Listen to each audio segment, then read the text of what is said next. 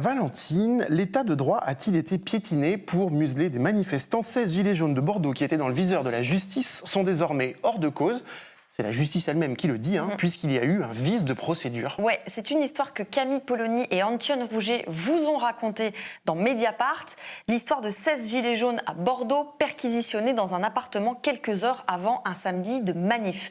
La manif, c'était le 7 décembre 2019. La BRI débarque en force, perquisitionne l'appartement loué sur Airbnb. Y trouve des clous, du bicarbonate de soude, des bombes de peinture et de l'acide chlorhydrique. Ils sont tous embarqués et mis en examen, notamment pour association de malfaiteurs.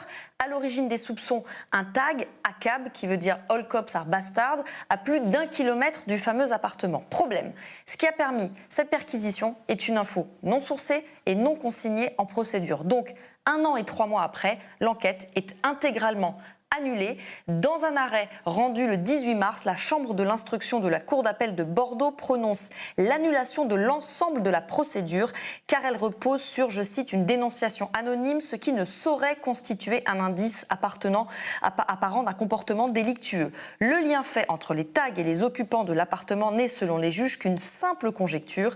Et la Cour ajoute que ce qui a été découvert n'est pas susceptible de conférer a posteriori un caractère régulier à des mesures hautement coercitives.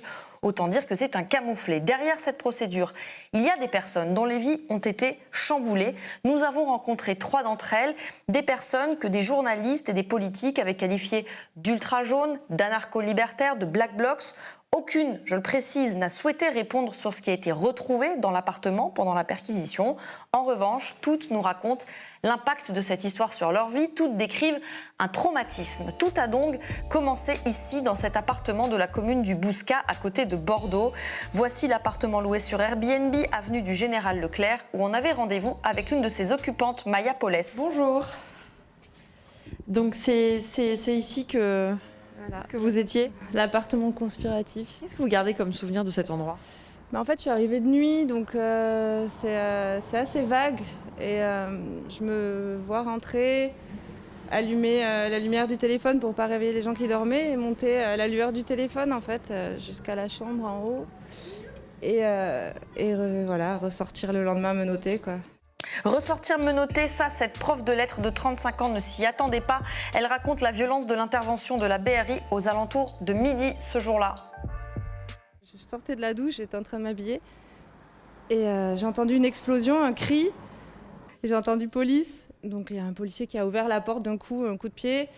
Et il avait un flingue et donc il l'a mis comme ça en direction de ma tête, quoi, comme ça à 2 cm. Et il m'a dit allongez-vous, enfin allonge-toi, et il me tutoyait. Il a mis son genou sur mon dos. Voilà, il m'a pas laissé prendre ma veste. Il faisait froid, c'était en décembre, et je lui ai dit je peux quand même mettre mes chaussures. Il m'a dit non. Et donc j'ai insisté quand même pour pas sortir pieds nus.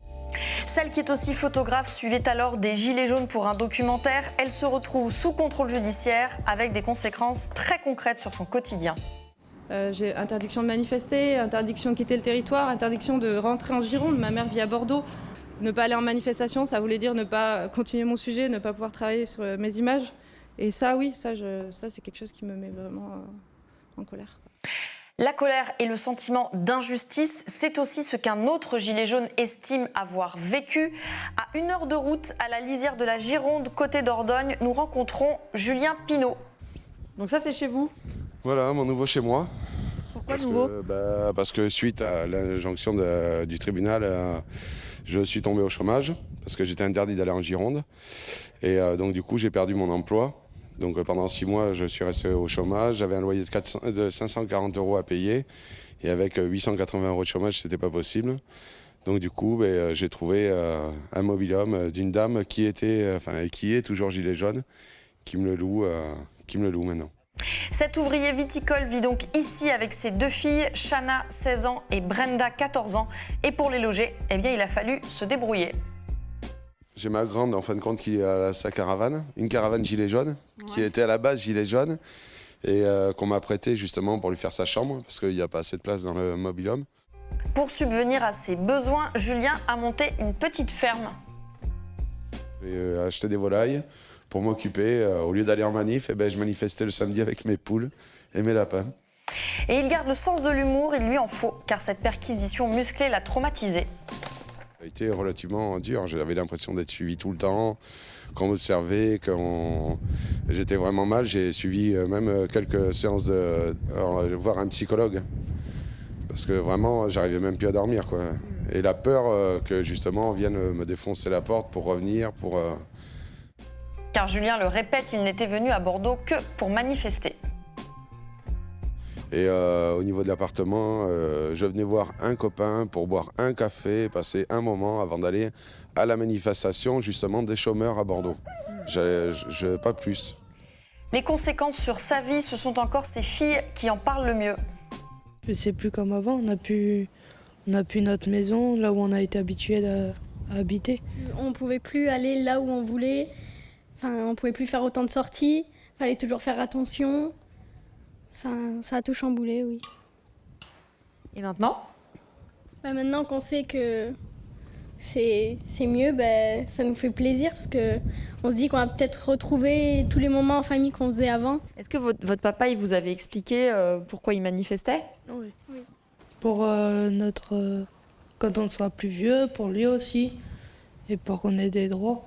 Et vous vous attendiez à ce qu'il lui arrive ce qui lui est arrivé? Avant de partir, il nous disait bon, à ce soir, mais je peux ne pas rentrer. Mais il disait toujours ça en rigolant. Mais le jour où c'est arrivé, c'était plus très drôle. À côté du mobil-home de Julien, on remarque un drôle de vêtement. Et donc là, vous avez gardé vos gilets jaunes? Ah non, ça c'est le voisin à côté. Ah, ça, c'est Oui. D'accord. Ouais, moi les miens, ils sont rangés pour l'instant. Je vais éviter qu'on me repère un peu trop. Discret pour l'instant, mais Julien est prêt à retourner dans la rue. Là, après ce qui vous est arrivé, vous remanifesteriez ou pas? Je vais remanifester, oui. Je vais pas lâcher l'affaire, c'est pas parce que il y a eu ça que je vais pas continuer. Car pour Julien, les inégalités ne sont pas acceptables. Et là, vous demandez quoi? Moi, en fin de compte, une baisse des taxes au niveau du gasoil. Je vois pas pourquoi l'État se mettrait 60% dans la poche et que nous, on serait toujours obligés de payer.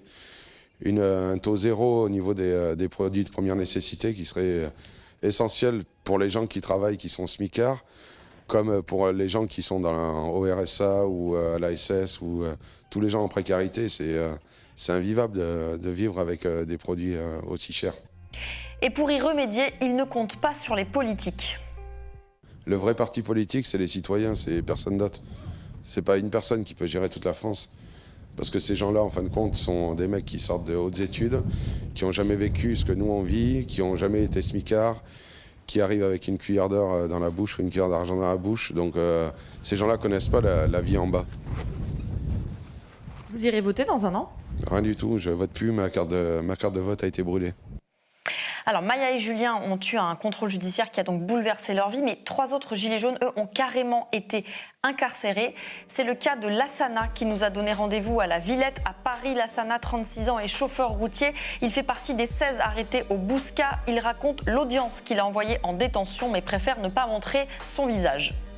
Ils me font comprendre que c'est grave ce qui s'est passé. Ils me demandent si je suis au courant de certaines choses ou si j'ai ramené du matériel. Je leur explique que je suis venu avec rien, que je venais pour manifester, que je suis venu suite... Les Gilets jaunes, on est très solidaires. Hein. Ça veut dire, j'ai regardé sur Facebook, il y en a qui proposaient d'héberger certains. Voilà, on est venu. Mais Lassana ne convainc pas les magistrats, malgré, selon lui, sa situation stable.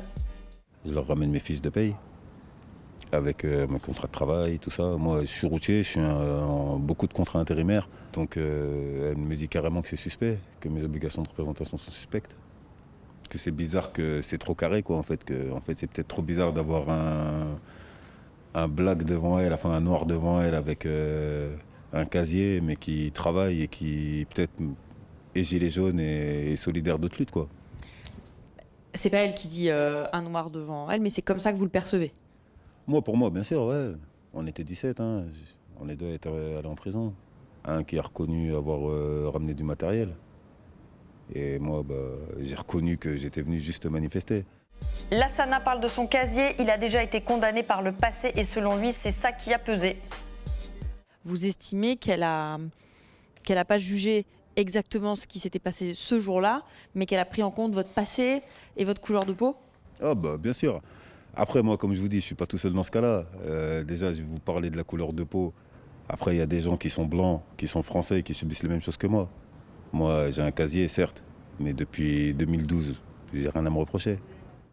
Lassana va donc passer 3 semaines en détention à Angoulême. Quand il sort, il est placé sous contrôle judiciaire et n'a pas le droit de retourner à son domicile à Lyon.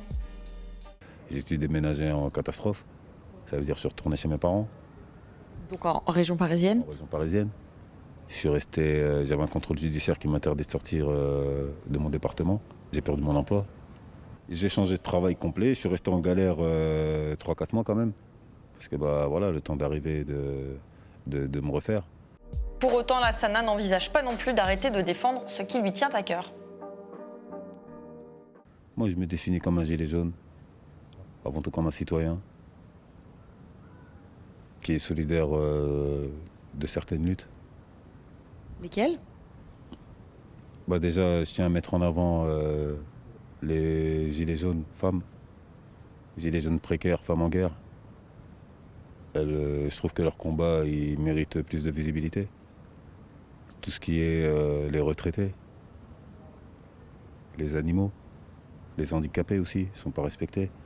Moi, là-bas, je travaille, j'ai une situation qui tient la route. Mais il y en a beaucoup, bah, ils sont obligés de lutter chaque fin de mois, les femmes isolées. Il y a beaucoup de choses qui tournent pas rond. Comment vous qualifieriez ce qui vous est arrivé, toute cette histoire? Un bordel. Un bordel, c'est tout. Ils ont fait de la merde, il y a eu de la merde, quoi, c'est tout. Je sais pas quoi dire. Le parquet général a décidé de ne pas se pourvoir en cassation. C'est donc une décision définitive pour ces 16 gilets jaunes et une satisfaction pour les 4 avocats qui ont porté le dossier, Raphaël Kempf, Xavier Sauvigny, Alice Becker et Gabriel Lassor.